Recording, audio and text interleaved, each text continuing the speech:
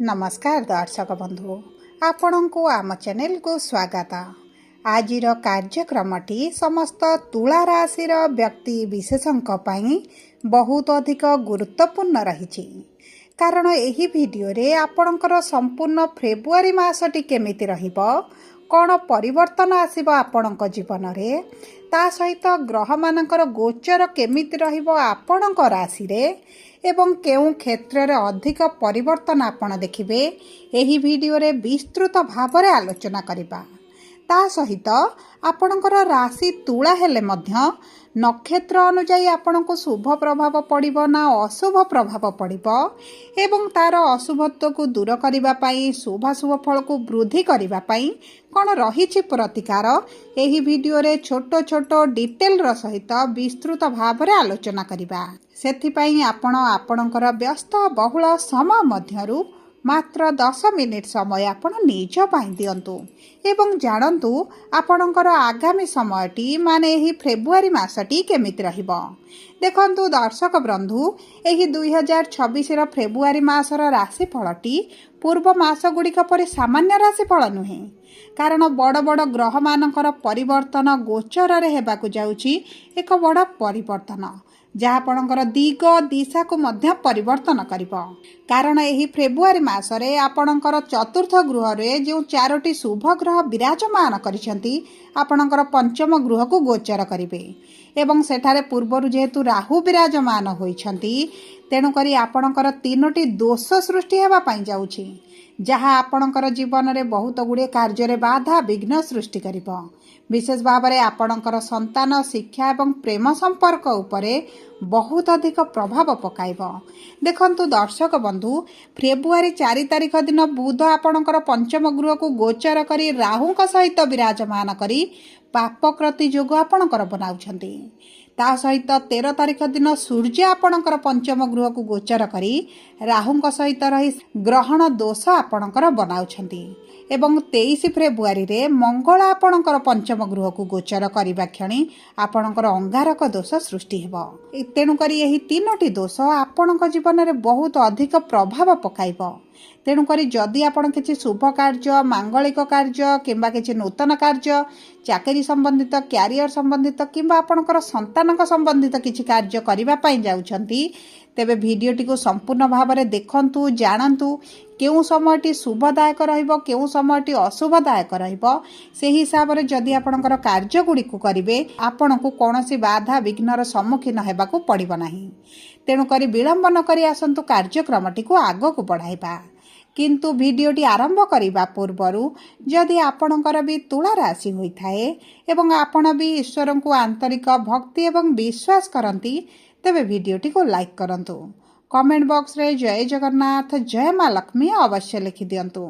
ता सहित आम सह जोगाजोग करिबा पई वीडियोर मध्य भाग रे एक व्हाट्सएप नंबर टिए दिया जायछि जो नंबर साहाय्य रे आपण आम सह जोगाजोग करी निजर नूतन कुंडली प्रस्तुत करि परिबे कुंडली विश्लेषण कराई परिबे किंबा आपणकर चाकरी विवाह व्यवसाय प्रेम संपर्क शिक्षा स्वास्थ्य को नहीं किछि समस्या रहिछि ताहार सहजर एवं स्वल्प मूल्य रे समाधान करि परिबे। सेतिपई आपण आम सह वीडियोर शेष पर्यंत जोड़ी होई रुहंतु एवं व्हाट्सएप नंबर माध्यम रे आम सह जोगाजोग करी निज समस्यार समाधान करंतु। एबे आसंतु कार्यक्रमटी को आगो को बढ़ाइबा एवं सर्वप्रथमे जानिबा आपणक राशि रे एही फेब्रुआरी मास प्रारंभरु नवग्रहंकर स्थितिटी किभଳି रहिबो। देखंतु आपणकर चतुर्थ गृह रे सूर्य शुक्र बुध एवं मंगल पंचम गृह रे राहु षष्ठ गृह रे शनि नवम गृह रे देवगुरु बृहस्पति एवं एकादश गृह रे केतु विराजमान करिसंती जहा फल रे सेही गृह गुड़िकरे सेमानकर प्रभाव अधिक रहिबो। तेबे सर्वप्रथमे जानिबा आपणकर कर्म क्षेत्र एही फेब्रुआरी मासरे केमिति रहिबो।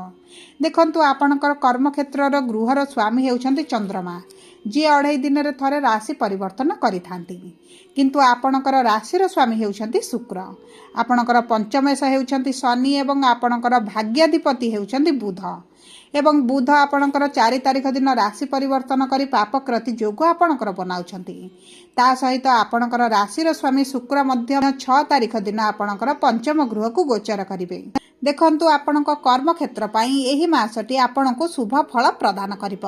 କାରଣ ଆପଣଙ୍କର ରାଶିର ସ୍ୱାମୀ 6 ତାରିଖ ଦିନ ମିତ୍ରର ଗୃହରେ ପ୍ରବେଶ କରିବେ, ମିତ୍ରର ରାଶିରେ ମଧ୍ୟ ବିରାଜମାନ କରିବେ। ତେଣୁକରି ଆପଣଙ୍କ କର୍ମକ୍ଷେତ୍ରରେ କୌଣସି ବି ସମସ୍ୟା ସୃଷ୍ଟି କରିବେ ନାହିଁ। ଯଦି ବି ଆପଣଙ୍କ କର୍ମକ୍ଷେତ୍ର ସମ୍ବନ୍ଧିତ କିଛିଟା ସମସ୍ୟା ଚାଲିଥିଲା ତାହା ମଧ୍ୟ ଧୀରେ ଧୀରେ ଦୂର ହେବା ଆରମ୍ଭ ହେବ। ତା ସହିତ ଦେଖନ୍ତୁ ଆପଣଙ୍କର ରାଶିର ସ୍ୱାମୀ ଏବଂ ଭାଗ୍ୟାଧିପତି ଯେତେବେଳେ ଏକତ୍ର ବିରାଜମାନ କରନ୍ତି ଆପଣଙ୍କର ଭାଗ୍ୟ ଆପଣଙ୍କ ସାଥ ଦେବ। ଏବଂ ତା ସହିତ ମନେ ରଖନ୍ତୁ ସୂର୍ଯ୍ୟ 13 ତାରିଖ ଦିନ ପଞ୍ଚମ ଗୃହକୁ ଆସିବେ ମାନେ ଆପଣଙ୍କର ସରକାରୀ ଚାକିରି ଉପରେ ବହୁତ ଅଧିକ ପ୍ରଭାବ ପକାଇବେ। ଯଦି ଆପଣ ସରକାରୀ ଚାକିରି କରିବା ପାଇଁ ଚାହୁଁଛନ୍ତି, ପରୀକ୍ଷା ଦେଉଛନ୍ତି, ଇଣ୍ଟରଭ୍ୟୁ ଦେଉଛନ୍ତି, ତେବେ ଆପଣ 13 ତାରିଖ ପରେ ଯଦି ଦିଅନ୍ତି ଆପଣଙ୍କ ପାଇଁ ଶୁଭଦାୟକ ରହିବ। ତା ସହିତ ଯଦି ଆପଣ ଗଭର୍ଣ୍ଣମେଣ୍ଟ ରିଲେଟେଡ୍ କିଛିଟା କାର୍ଯ୍ୟ କରୁଛନ୍ତି ତେବେ ଆପଣଙ୍କୁ 13 ତାରିଖ ପରେ ବହୁତ ଅଧିକ ଶୁଭ ଫଳ ପ୍ରାପ୍ତି ହେବ। ଆପଣଙ୍କୁ କିଛିଟା ବଡ଼ ପ୍ରୋଜେକ୍ଟ ମିଳିପାରେ, ବଡ଼ କାମ ମିଳିପାରେ, ବଡ଼ ଡିଲିଂ ମଧ୍ୟ ମିଳିପାରେ, କିମ୍ବା ଆପଣଙ୍କର ଯଦି ସରକାରୀ ସ୍ତରୀୟ କିଛି ଚାକିରି କରିଛନ୍ତି କିଛିଟା ଶୁଭ ପରିବର୍ତ୍ତନ ମଧ୍ୟ ଆପଣ ଦେଖିବେ। କାରଣ ସୂର୍ଯ୍ୟ ପଞ୍ଚମ ଗୃହକୁ ଆସିଲେ ଆପଣଙ୍କ ପଞ୍ଚମ ଗୃହରେ ବିରାଜମାନ କରିବା କ୍ଷଣି ଆପଣଙ୍କର ସରକାରଙ୍କ ସମ୍ବନ୍ଧିତ ଯେକୌଣସି କାର୍ଯ୍ୟ ଫସିକି ରହିଛି ତାହା ଆପଣଙ୍କର ହୋଇଯିବ। ଏବଂ ଯଦି ଆମେ ଦେଖିବା ଆପଣଙ୍କର ବ୍ୟବସାୟକୁ, ତେବେ ଦେଖନ୍ତୁ ବ୍ୟବସାୟ ଆପଣଙ୍କର ସମ୍ପୂର୍ଣ୍ଣ ଭାବରେ ଭଲ ରହିବ 23 ଫେବୃଆରୀ ପର୍ଯ୍ୟନ୍ତ। କାରଣ ସପ୍ତମ ଗୃହ ବା ବ୍ୟବସାୟର ଗୃହର ସ୍ୱାମୀ ହେଉଛନ୍ତି ମଙ୍ଗଳ, ଯିଏ 23 ତାରିଖ ପରେ ଅଙ୍ଗାରକ ଦୋଷ ବନାଇବା ପାଇଁ ଯାଉଛନ୍ତି। ତେଣୁକରି ଯଦି ଆପଣ ନୂତନ ବ୍ୟବସାୟ ଆରମ୍ଭ କରିବା ପାଇଁ ଚାହୁଁଛନ୍ତି କିମ୍ବା ବ୍ୟବସାୟ ସମ୍ବନ୍ଧିତ କିଛିଟା ପରିବର୍ତ୍ତନ କରିବା ପାଇଁ ଚାହୁଁଛନ୍ତି ତେବେ 23 ତାରିଖ ପୂର୍ବରୁ କରିଲେ ଆପଣଙ୍କୁ ଶୁଭ ଫଳ ପ୍ରାପ୍ତି ହେବ। 23 ପରେ ଯଦି ଆପଣ କିଛି କାର୍ଯ୍ୟ କରନ୍ତି ତେବେ ଆପଣଙ୍କୁ ଏତେଟା ଶୁଭ ଫଳ ପ୍ରାପ୍ତି ହେବନି। ଆପଣଙ୍କର ଲସ୍ ହେଲା ଭଳି ପରିସ୍ଥିତି ଆସିପାରେ, ସମସ୍ୟା ମଧ୍ୟରେ ଫସି ରହିଲା ଭଳି ଲାଗିପାରେ। ସେଥିପାଇଁ ଆପଣ ଯଦି 23 ତାରିଖ ପୂର୍ବରୁ କରିଦେବେ ଆପଣଙ୍କ ପାଇଁ ଶୁଭଦାୟକ ରହିବ। ତା ସହିତ ଯଦି ଆପଣ ପାର୍ଟନରସିପ୍ରେ କିଛି କାର୍ଯ୍ୟ କରୁଛନ୍ତି ତେବେ ଆପଣଙ୍କର ମତଭେଦ ମନମାଳିନ୍ୟ ଭଳି ପରିସ୍ଥିତି ମଧ୍ୟ 23 ତାରିଖ ପରେ ଦେଖାଦେଇପାରେ। ସେଥିପ୍ରତି ଆପଣଙ୍କୁ ଦୃଷ୍ଟି ଦେବାକୁ ପଡ଼ିବ। ଏବଂ ଯଦି ଆପଣଙ୍କର ଦୈନନ୍ଦିନ ରୋଜଗାର ରହିଛି, ଆପଣ ଡେଲି ଇନକମ୍ କରୁଛନ୍ତି, ସେହି ଇନକମ୍ ମଧ୍ୟ ଆପଣଙ୍କର ଏହି ସମ୍ପୂର୍ଣ୍ଣ ମାସଟି ଭଲ ଦେଖାଯାଉଛି। ଆପଣଙ୍କର ଇନକମ୍ କୌଣସି ରୂପରେ ପ୍ରଭାବିତ ହେବ ନାହିଁ। ଏବେ ଆସନ୍ତୁ ଜାଣିବା କିପରି ରହିବ ଆପଣଙ୍କର ଆର୍ଥିକ ସ୍ଥିତି। ଦେଖନ୍ତୁ ଆର୍ଥିକ ସ୍ଥିତି ବା ଅର୍ଥର ଗୃହର ସ୍ୱାମୀ ହେଉଛନ୍ତି ମଙ୍ଗଳ, ଯିଏ 23 ତାରିଖ ପର୍ଯ୍ୟନ୍ତ ଚତୁର୍ଥ ଗୃହରେ କେନ୍ଦ୍ରରେ ବିରାଜମାନ କରିବେ। ତେଣୁକରି ଆର୍ଥିକ ସ୍ଥିତି ଆପଣଙ୍କର ସ୍ୱଚ୍ଛଳ ରହିବ। ଯଦି କିଛି ଲୋନ୍ ରହିଛି, କରଜ ରହିଛି, ତେବେ ଆପଣ ଶୁଝିବା ପାଇଁ ମଧ୍ୟ ସକ୍ଷମ ହେବେ। କାରଣ ଆପଣଙ୍କର ଇନକମ୍ରେ ବୃଦ୍ଧି ଘଟିବ। କିନ୍ତୁ ଚେଷ୍ଟା କରନ୍ତୁ 23 ତାରିଖ ପରେ କିଛି ଲୋନ୍ ନ ନେବା ପାଇଁ, କିଛିଟା ଧାରେ କରଜ ନ ଆଣିବା ପାଇଁ। ନଚେତ ସେହି ଅର୍ଥ ଆପଣଙ୍କ ଉପରେ ବର୍ଡନ୍ ହୋଇ ରହିପାରେ, ବଡ଼ ବୋଝ ଆକାରରେ ପରିଣତ ମଧ୍ୟ ହୋଇପାରେ, ଯାହାକୁ ଶୁଝିବା ପାଇଁ, ପଇଠ କରିବା ପାଇଁ ଆପଣଙ୍କର ସମସ୍ୟା ବୃଦ୍ଧି ହେବ, ଆପଣ ଶୁଝି ମଧ୍ୟ ନ ପାରିପାରନ୍ତି। ଏବେ ଆସନ୍ତୁ ଜାଣିବା କିପରି ରହିବ ଆପଣଙ୍କର ଶିକ୍ଷା, ସନ୍ତାନର ଯୋଗ ଏବଂ ପ୍ରେମ ସମ୍ପର୍କ। ଦେଖନ୍ତୁ ଶିକ୍ଷାର ଗୃହରେ ରାହୁ ବିରାଜମାନ କରିଛନ୍ତି ଏବଂ ଶିକ୍ଷାର ସ୍ୱାମୀ ଆପଣଙ୍କର ଷଷ୍ଠ ଗୃହରେ ବିରାଜମାନ କରିଛନ୍ତି। ଦେଖନ୍ତୁ ଆପଣଙ୍କ ଶିକ୍ଷା କ୍ଷେତ୍ରରେ ଆପଣ କିଛିଟା ସମସ୍ୟା ଦେଖିପାରନ୍ତି। ଯଦି କିଛିଟା ପରୀକ୍ଷା ଅଛି, ଇଣ୍ଟରଭ୍ୟୁ ଅଛି, ଏଣ୍ଟ୍ରାନ୍ସ ଅଛି କିମ୍ବା କ୍ଲାସ୍ ପ୍ରମୋସନ୍ ପାଇଁ ପରୀକ୍ଷା ଦେଉଛନ୍ତି ତେବେ ଆପଣଙ୍କର ପରିଶ୍ରମ ବୃଦ୍ଧି ହୋଇଯିବ। ଆପଣଙ୍କର ମନ ଅନ୍ୟମନସ୍କ ହୋଇପାରେ, ଆପଣଙ୍କର ପାଠ ଠାରୁ ମନ ହଟି ଯାଇପାରେ, ଆପଣ ପାଠ ପ୍ରତି ଏତେଟା ଧ୍ୟାନ ନ ଦେଇପାରନ୍ତି।